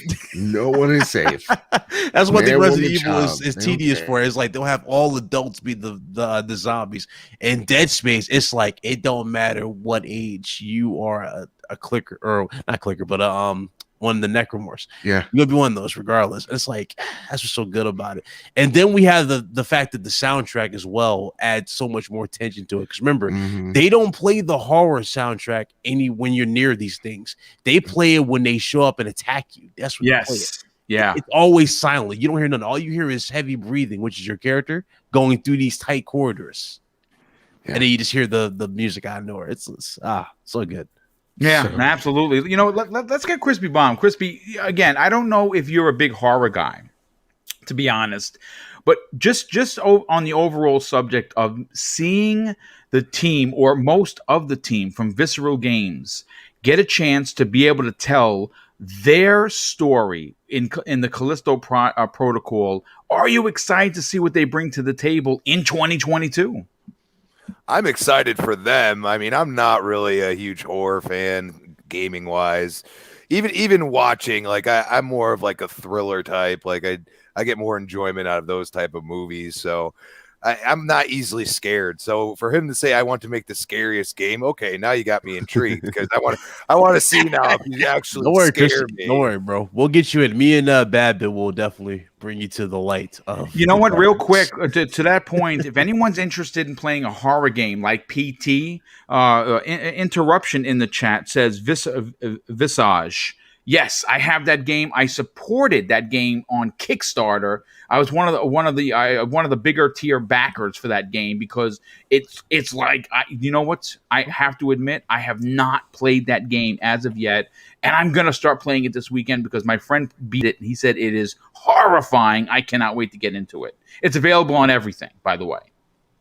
Yeah, but so immediately when I saw the trailer, I was like, for me, because I never played Dead Space, I was like, wait, am I watching like a new Alien? Like, because I mean, and literally that's kind of the vibes I got immediately. Because really, you were just scrounging for everything you had when you in all like most of the Alien movies. You know, they got way over the top towards the end. But if you ever watched the original and stuff, and you were a kid then, man, that movie messed with you a little bit. So you know, I'm like, okay, and you're gonna make it, you know, the scariest effing game ever. I could see it. I could see them pulling something like that off. And, you know, we go and say, like, you know, we've wanted you know, for me, I've wanted a Left 4 Dead for a long time. And you know, Back 4 Blood looks like a great predecessor to it. And, you know, I'm sure that's why you guys are so excited for this. So, you know, I'm looking forward to seeing more from it. I agree. I look again. Dead Space was scary in itself, and they're going to somehow make it. They're going to up the ante. So, where do I sign the dotted line? But let's get Deadpool's opinion on this. Deadpool, where do you fall for horror titles? Is a new Dead Space-esque type of game from the team that brought us the original something that you'd be into? Oh, definitely. When it comes to Dead Space, everybody knows what I'm going to say. Fear. Yeah, Ooh. here's a But- good one. Think about it this way: I have to root for this game, right? I want it because they want to have the scariest game, right? So I applaud them for that. I will support them for this too because even being shut down and going through everything that he went through, he's coming back, and this is what I want to bring back. I want to bring back my game, my visions, and continue it on, right? So, and I applaud him for that. I definitely back him. I definitely want to play this game. It looks a lot better than Dead Space. Even everything you guys were talking about, it's not scary. You know what I mean? So I want this to be like this. You know what I mean? Because here's and I have a greedy reason for it. Because hopefully somebody will see, look, you see what they're doing? They're coming back. We should bring back fear. We should bring back fear in a whole new way and scare the living bejesus out of everybody. Worse than we've done before. Fear was a good one. Fear, the whole Fear series, I would love a remaster. I know people are like, remasters. Yes. But yes, I would play that entire series again. Loved it. I know people have heard me talk about this before. Condemned Criminal Origins. My God, it was so good on the Xbox 360 that I would definitely play a remaster of that in an absolute second. But yeah, listen, I mean, look, horror is coming back in a big way, and I hope that it does, Joe. I hope that we continue to see. Resident Evil 8, obviously, is in May. Cannot wait for that. Cannot wait. Yeah, obviously there's a lot to get excited about with that. But let's move on to topic number 4. And this one, Joe, I want to lead off with you because we're going to do a little transition here. There's a lot going on currently in the land of the rising sun. And of course, I'm talking about Japan. Lot of movement with companies. Joe, you had a little bit of insight into why there is so much. Now, we saw recently that Sony has invested in the company that, of course, had brought all of us, and you especially, Bloodborne. You're hoping that this signifies a Bloodborne 2. I just don't understand why we don't have one, but I would imagine that it is coming. But we do on topic number 3, besides that, Bandai Namco is restructuring, and the restructuring in that company, where they're going to be moving some assets around, will begin on April 1st of 2021, which is in a couple of months. They're following both Sega and Konami, who have also been making some big changes. A lot of people stepping down for both companies. There's rumors for Konami selling off their IP. They want out of the gaming business. There's talk about Sega potentially becoming either being purchased or a partnership with Microsoft. The question, though, is why. Now, this particular topic comes from Flint Dog Flint Dog 8208 of Twitter, who DM'd me, and this hot off the presses information. According to Silicon Era, Bandai Namco announced that the company will go through major restructuring according to its February 2021 financial report. This will include the merging of its game business with the toy and hobby business units. As a result, we will see the company pivot towards a 3-unit system. The restructuring will officially take place again on April 1st, 2021. Now, Joe, you had a little bit of insight as to why this is happening in that region of the world. Why don't you tell us why that is? But more importantly, Joe, does this mean, and I'm not just saying that Microsoft is in the picture here, could we see like someone like a Sony go to Konami and say, listen, we want Metal Gear and we want Silent Hill, and they buy those IPs, they become Sony first party, which would be incredible. Microsoft goes out and says, yeah, we want Castlevania and we want something else from you guys. We want Contra, whatever. Could we see some of the IPs from these bigger companies maybe move over to some of the bigger publishers? No. So I'll break this one down one by one. So let's break my hope first, so everybody feels my pain. So the like less than 2% stake in Kodakawa that Sony put out, that is a joint venture to help boost and bolster their anime business. So right off the bat, It's not a big deal. People are like, does that mean Sony gets a look at the portfolio from? No. What it probably means is hopefully they can get into contact with Bloodborne, or From Software make something of Bloodborne. Or what it could also mean is that Bloodborne gets an anime series. Right, like that's the realest thing. There's more real possibilities of Bloodborne 2 that are based in more fact than this 2% stake. I don't think that's the biggest thing in the world.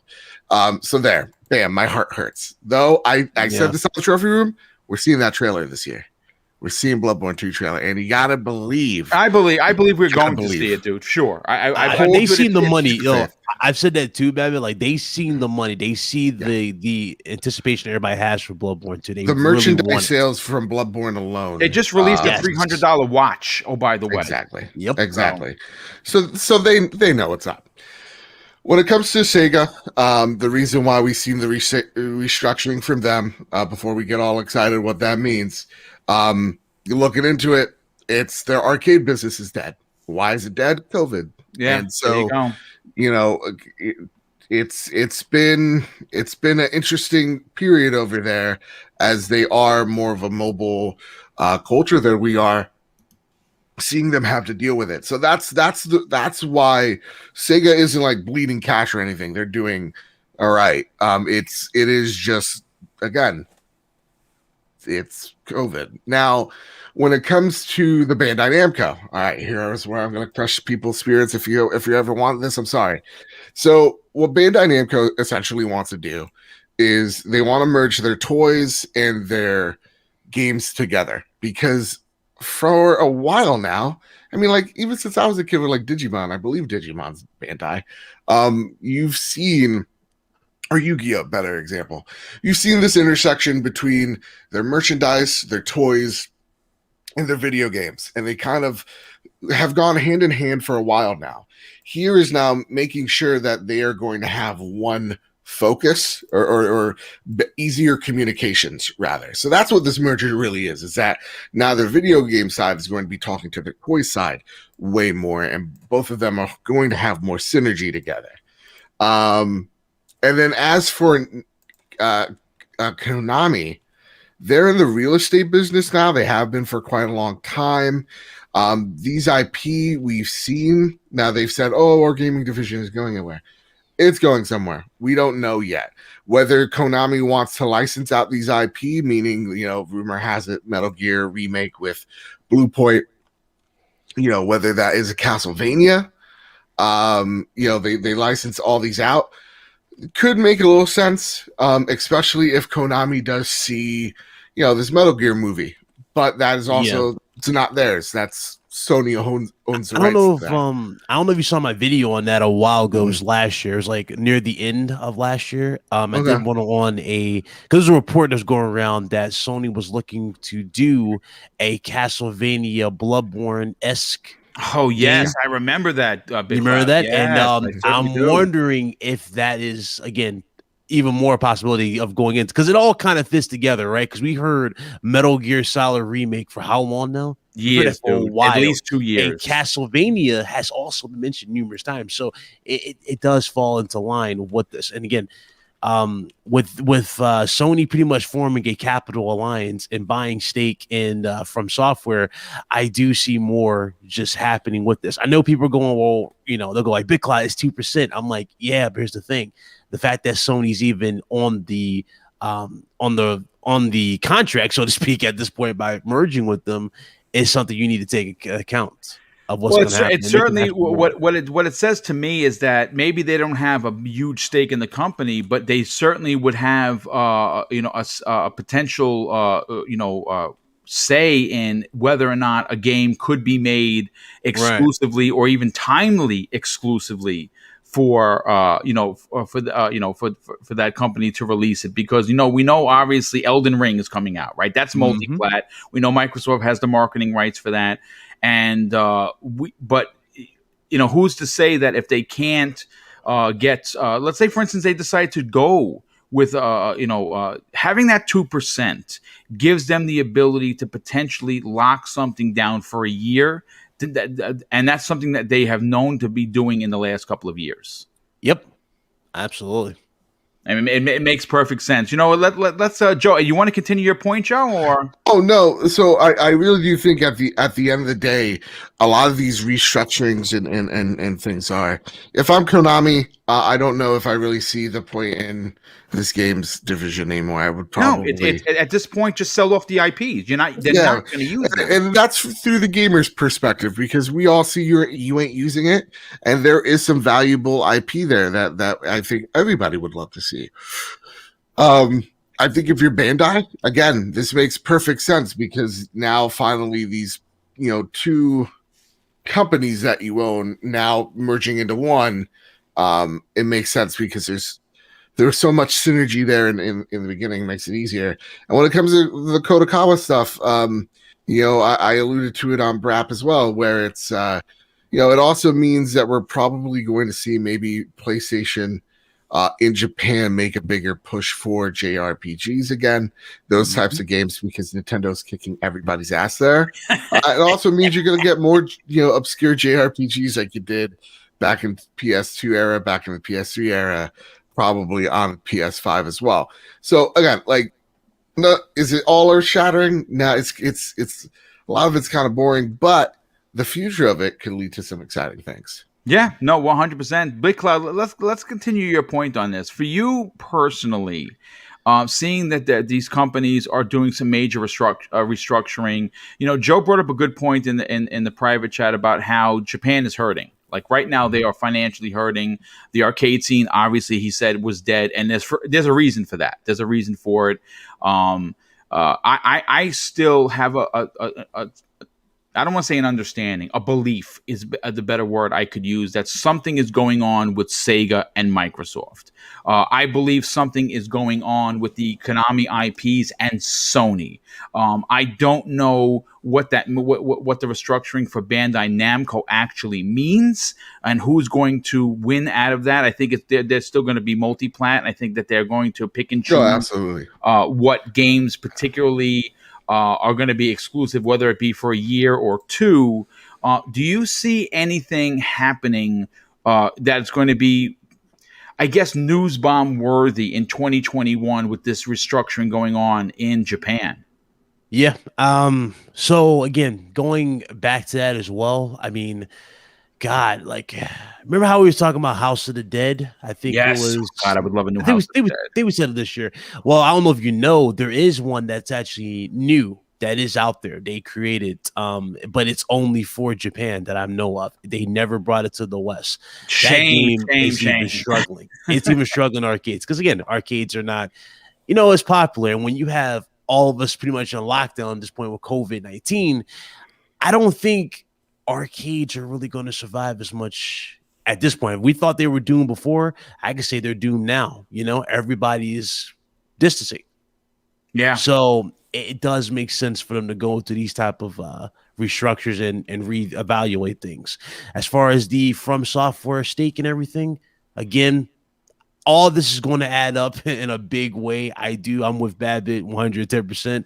I do expect announcements of some sorts at a show, maybe not at E3 this year. You know what I mean, Joe? I don't think at E3 this year, but maybe at a PSX when we're least expected, or maybe one of those PlayStation Directs. Yeah, I can see a state of play in the summer. Right, sure. Right. A big state of play announcement. Go, hey, guess what? From Software, we're working on something, exclusive to PlayStation. Boom. It happens.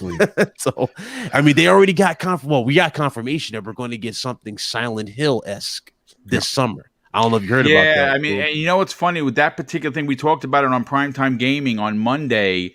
That post has been pulled down.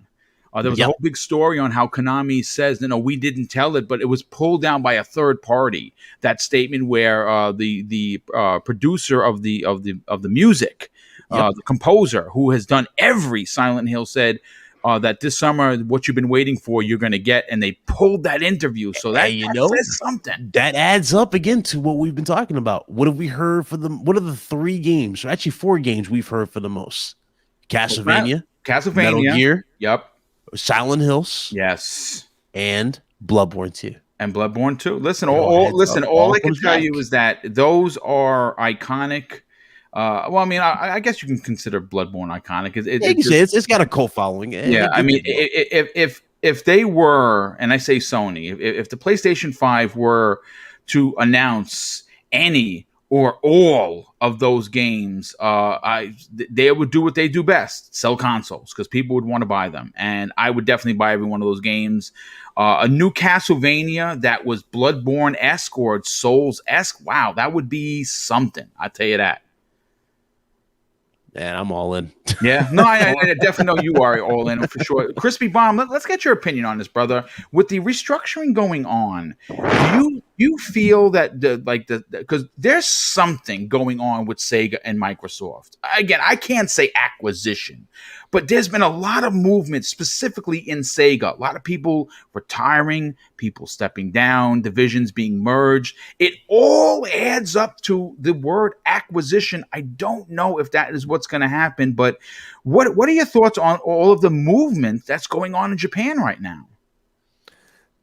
It can be scary because I mean, you look at these three. There's a ton of IPs, like a ton, and like even like you guys saying Konami, it's like you do something with the games or just give them to somebody else. Like, come on, man. But consolidating, restructuring. Those are all usually kind of negative words in the business space, it's one of those things where, you like for Sega, as an example, half of your business is, and it's a big half, especially in Japan and the Koreas, everything else. It's a big part of their business and it is dying.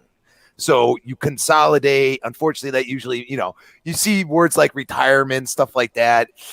The dirty word is a layoff, and that's kind of what these companies will do. They will take certain aspects, high paying jobs, and they will eliminate them, and they will just bring the triangle to an actual triangle, and you're going to get led under a less management technically. So it's one of those things where after this, if they can't survive, it's like, are you going to sell? Are you going to file for bankruptcy? These are unfortunate things that could happen. I'm not saying, every company that does this, some of them do it to get a higher amount of money or get a higher thought process and be under, less people. But some of them do that to kind of survive, and it's unfortunate. But, I'm looking forward to seeing something that you guys even talk like you do Metal Gear. Like I played all these games like like way back when, and we haven't seen anything in so long. It's like, come on, man, let's see something. I agree. I would love to see something. I mean, listen, again, the big question that we raised on the Primetime Gaming on Monday is what kind of a Silent Hill do we want? Do we want the third person Silent Hill? Do we want the PT-esque Silent Hills? I don't know. Personally, I like I like what they did with Resident 7. I like what they're doing to Resident 8. I'm sure that Silent Hills would be great in first person, but I'm an OG. Excuse me. And I would love a new third person type of game. Dreadpool, for you, when you see these big companies, and again, obviously, you are a working dude. You understand what restructuring is, and you see people, unfortunately, move on through retirement or potentially layoffs. Where do you sit on all of these ongoings in Japan? Can we expect some big announcements from Microsoft with Sega, some even bigger announcements with Konami and Sony? What are you expecting from all of this movement? Well, I get flashbacks when it comes to the restructuring thing. The panic attacks of, yes, I'm am I sure still going to be around? Watching friends actually walked out the door, stuff like that. You know what I mean? So it's always a weird situation when it comes to that. And usually, for my experience, from what we've dealt with, it's always been cutting the fat, trying to make us look profitable. You can't buy pencils, you can't buy paper, you have to, you know what I mean? Like paper clips or staples, you can't buy it because they're trying to show like so much profit for values for the sale. and that's my experience on it. So I'm always going to be looking at it as a sale. Usually, when you do something like that, you're probably restructuring because of a reason, right? So you're not bringing in the money. So if you're trying to do something like that for a sale, you're trying to make yourself look as much profitable as possible to get that money before they realize that they didn't really get a good deal as they thought. But most corporate places know that too. When it comes to this, because it is games, there are a whole bunch of games in the libraries of these companies that we all love to see. So is it possible that they're just trying to survive? Yes. But also survival is part of being sold.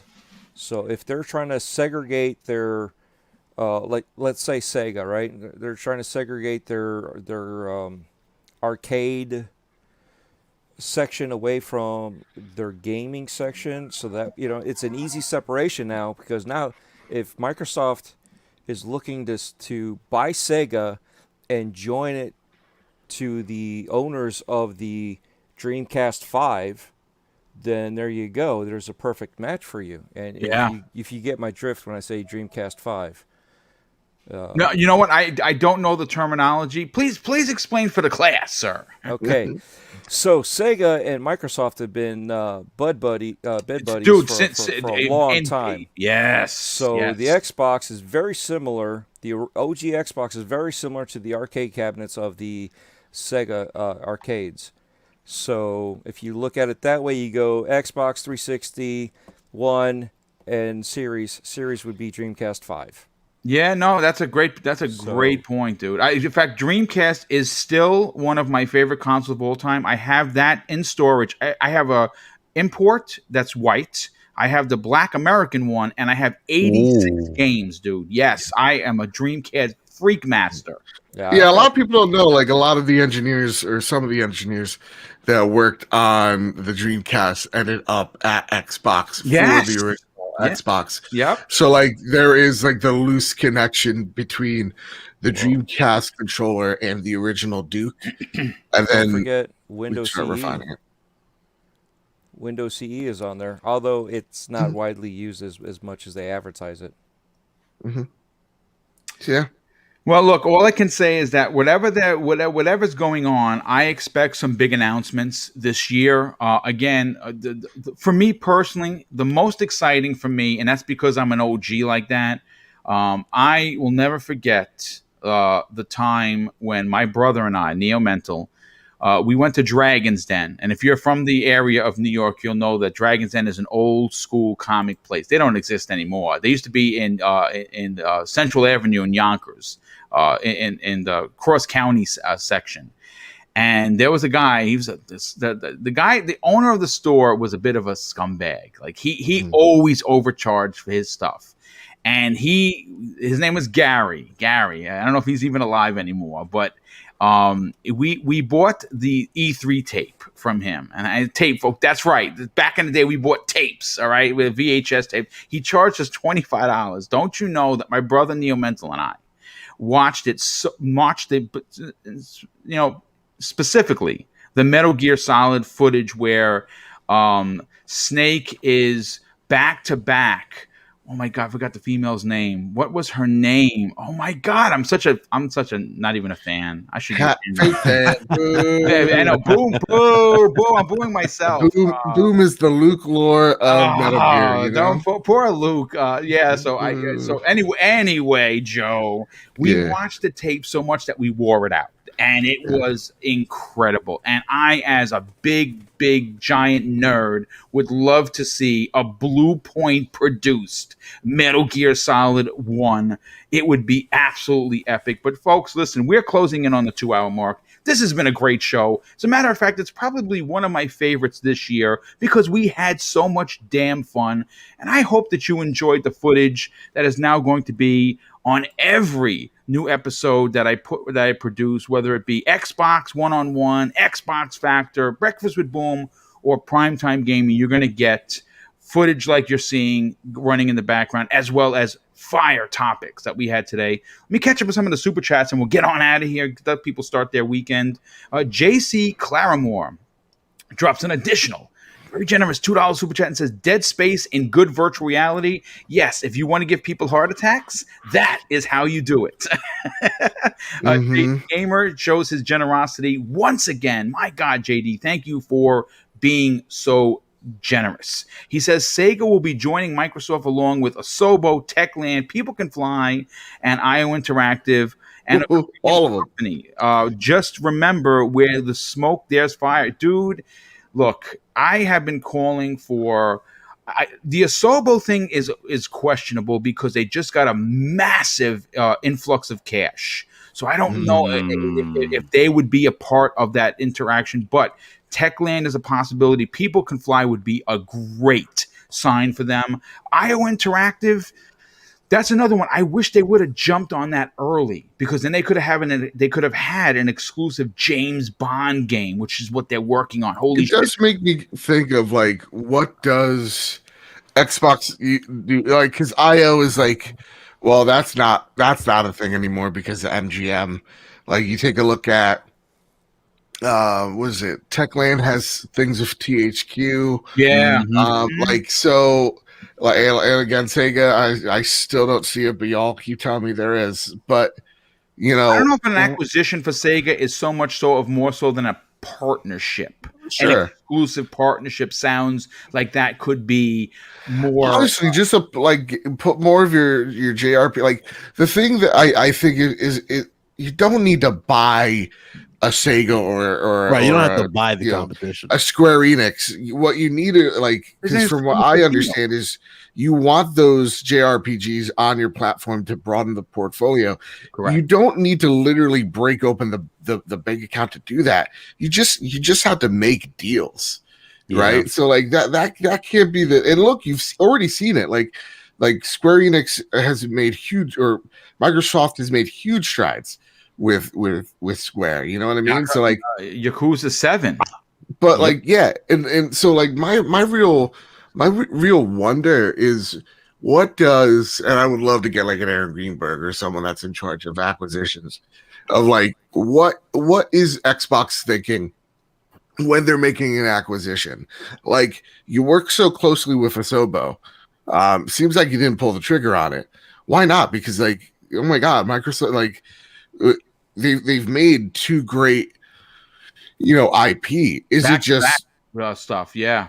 So like, is it just it wasn't in the cards? They couldn't break ties with previous agreements. Like, what is that? What is the thing that stops them, and what's the thing that gets them to engage? Like, that's the thing I'm really, you know something that in itself could be a show. And again, I have a few ties to Microsoft. I don't know if I have the Aaron Greenberg tie. I would love to get Aaron on. We'll get him on. If we could get you, hey, we could get Aaron. You know? Absolutely, no doubt about that. Real quick, JD Gamer drops another outstanding $5. Jen says Microsoft doesn't want to be involved with gambling, pachinko machines, arcades, or toys. So these companies be on the purpose not to are now not acquisition targets. I mean, that's a possibility as well. King One Supreme. Hey, dude, welcome to the program, brother. He drops an outstanding $2 super chat and says, boom, was DD across the street from Uno's Sizzlers. Dude, now I have to go into the memory bank. Rip Sizzlers. Wait a second. I'm trying to think. Dragon's Den. Was there a Sizzlers in that area? It was in, you know where it was? It was in the back portion of Cross County, Dragon's Den. There was two entrances, one on the parking lot side and one on, that was directly across from EB Games, if you remember that. That is now a GameStop.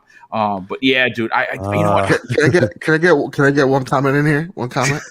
What's that? We almost got kicked out of the Sizzlers when we were kids, because as kids, the ultimate dream was like, oh, let's do, because they had like unlimited ice cream. So my brother dared me that I wouldn't like turn on the faucet and go like, and we totally did. Did that. We totally did, and we got in a lot of trouble. Well, listen, we doing we sharing stories, man. EB Games, where my aunt bought me my first Xbox. It was my birthday. Nice. There you go. See, look, even the PlayStation guy has an Xbox store. Come on, folks, this is great. This is That's great. OG, the OG Xbox. I was like, do I want the PS2 or do I want to take a chance? Got the Xbox and got the Jet Set Radio Future. That's so good, gamer. So good. I'd love to see a resurgence of that. Yeah, Sega has some great IPs. But listen, folks, thank you so much for taking the time to hang out on your Friday morning. Hopefully you had as much fun as we did, and we had a blast. This was a lot of fun, and that's what these shows are supposed to be. No arguing, just game talking, just excitement for the franchises that we all discuss, excitement for the industry, excitement for what 2021 holds for everyone and everything in gaming. Of course, I want to thank the super chats. My God, there were so many of them today. I don't think I missed any. If I did, I feel like a heel, but I don't think I did. Thank you so much for the generosity. So let's get to the outros and get everyone out of here. And Joe, we will start with you first, brother. Tell everyone where they can reach out to you on social media. But more importantly, let's hear a little bit about the trophy room and what you got going with your best friend Kyle in the future. Sure, man. We got some very exciting things I can't talk about that we're doing in the next few months. But here's the thing I could talk to you about now. You can find the show on Twitter at PS Trophy Room. You can find me over at Mr. Badbit. You can find the video version of this show over at YouTube at the Trophy Room Show. This week, we talk about the very, very breaking news at the time of the cast of Last of Us being revealed. We talk about E3 and Summer Game Fest, what that means for PlayStation. And also, we talk about that Bethesda Vault situation because it is very interesting. Yeah. And every time I could try to put my business suit on, boy, oh boy, do I find that it is snug. So you can find that again on YouTube. You can find that on Spotify, on Apple Podcasts, wherever you get your podcast services. You can find the show there. And next week, we got some other cool things that we're doing, especially with this camera now. So yeah, stay tuned for the future. It's looking pretty bright. Yeah, absolutely. And we're very excited to see what you got going on. James 176, he must be a New York kid. He says there was one in Cross County, which is the one I was talking about, and there was one on Central Avenue, and it was right by where the Barnes and Nobles used to be. Funny story about that. I was a rookie police officer. I was on a detail in Manhattan, and I was calling for weeks to see if Aliens versus Predator was out for the Jaguar, which is still one of the best games there. And from my precinct, and here's the funny story. I won't even tell you how fast I was driving to get up there because that broke laws. I'm not going to say that. But I remember now, just imagine this. Okay, I'm a kid. I'm a rookie. I'm 21 years old. I got on, right? And Alien versus Predator was out. So I went to the sergeant and I said, hey, Sarge, can I leave the detail because a new game came out and I have to go pick it up? You could imagine the rebel rousing that I got back at the command. But yes, I did ask him that.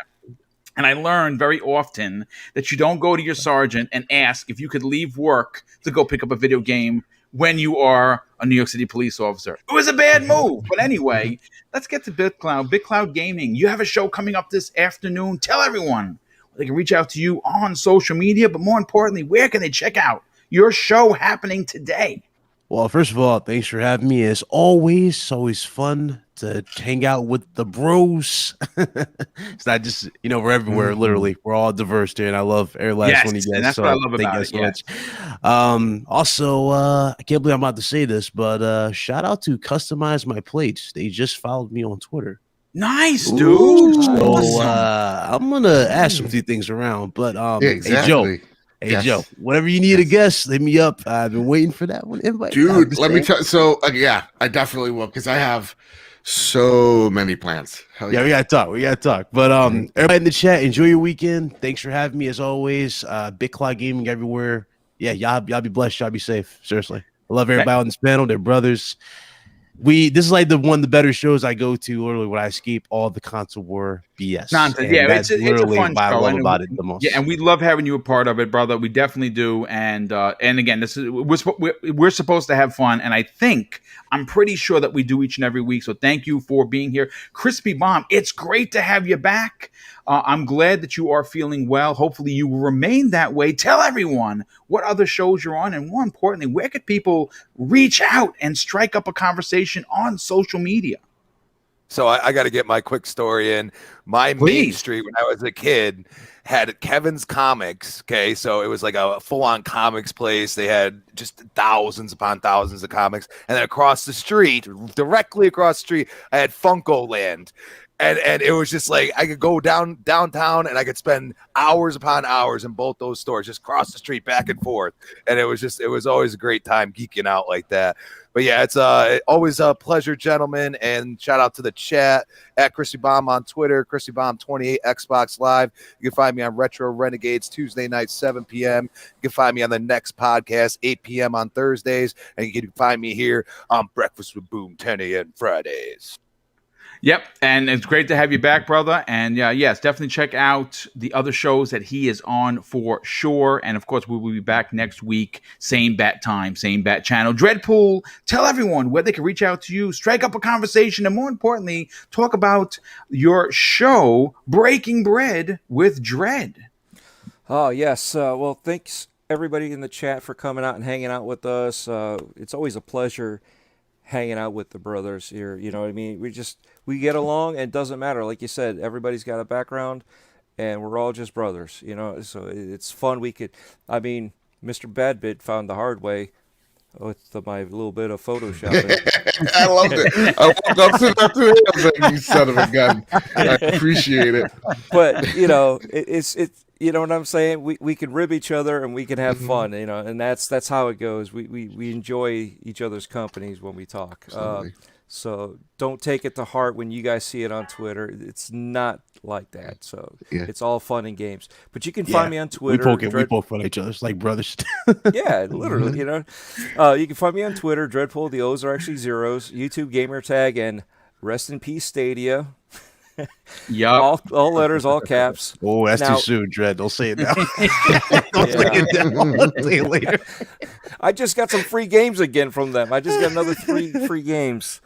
Nice. Breaking Bread with Dread. I am in the middle of working the latest episode that we recorded, and it's a little special to me. So it's going to be a nice surprise. I hope it gives you some more insight, a little bit of. There's more information that you probably wouldn't expect to hear, you know, on this show itself. So hopefully I will get it out by this weekend, and it's not a very long show, but it's just, you know, processing and getting it all set up. Well, so you'll definitely find that appreciate the work you do there, brother. Thank you. You can find that on anchor.fm/Dreadpool, all letters. Every week, Game and Beyond the Box, Wednesday nights. And you should check them out. Sundays, the guys are, and I'm trying to get into this, but the guys are doing a WFNR. What's that? I'm sorry, FWNR. It's Fireside Weekly News Radio. Okay. And everybody's got like a little skit going on, and I'm trying to get in there and do my own thing. So, yeah, but check that out. You know, there's a lot of stuff going on there. We also got the tournament, the Halo tournament going on. Yep. So we're taking first place. I don't know about that. Well, if Ains, listen, I'm afraid of Ains. If Ains is in this, so we were talking last time. He's like, I'm gonna see. I'm gonna try to see. If he's in this, I'm scared. I'm taking down Ains first. Oh, see, shit. that's how you do it. You take down. You find take out down the biggest guy down. In the yard. You do it. You know what? Boom. Right. Before you forget, next time you don't ask your boss permission, you ask him for forgiveness. Yeah. Exactly. There you go. You just go for it. That's what I did with Modern Warfare 2. I literally skipped my 8th period class, never got caught. Never got caught on release. Good on you. Well, right. I was a knucklehead. I was a kid. What do you want me to do? I was the first time. It's my first real job. I mean, well, not really. I was in the United States Navy prior to that, but still. I mean, again, all that mattered was AVP, and it's still all that matters, by the way. But listen, folks, have a great weekend. Thank you so much for supporting us. Anything else you'd like to add, Dreadpool? Yeah. Actually, got a couple more things. Sure. Breakfast with Boom every Friday here.